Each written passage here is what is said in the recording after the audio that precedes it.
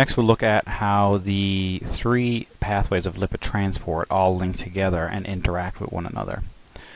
So looking at it from a liver-centric point of view, you have the exogenous pathway by which lipids obtained from the diet are packaged into chylomicrons.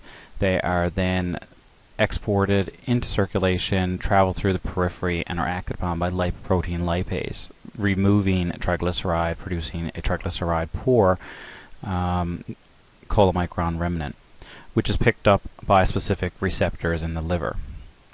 Then we have the endogenous pathway of lipid transport, where we have the production of VLDL, which is also triglyceride-rich, containing cholesterol ester as well, but this triglyceride and cholesterol ester is from endogenous sources, such as from adipose storage or those produced within the liver itself.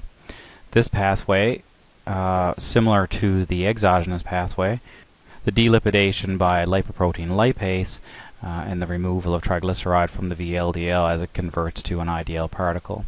This particle can then be picked up by the liver by receptors recognizing the ApoE protein. However, once the IDL loses this particular apolipoprotein, it then transitions to an LDL particle which can either interact with VLDL to receive triglyceride at the expense or exchange of cholesterol ester via the enzyme CETP, or it may remain within circulation, being either modified or converted to a small dense form of LDL. LDL also has the potential to be taken up by non-receptor mediated uptake at other tissues and cells. Then we have the reverse cholesterol transport pathway, which links in very tightly with the endogenous pathway in that we have the production of nascent HDL by various tissues, which then is capable of recognizing transport proteins expressed on the surface of cells, which require the removal or efflux of cholesterol. These include ABCA1, ABCG1. The transport of free cholesterol and storage as cholesterol ester is mediated by LCAT activity.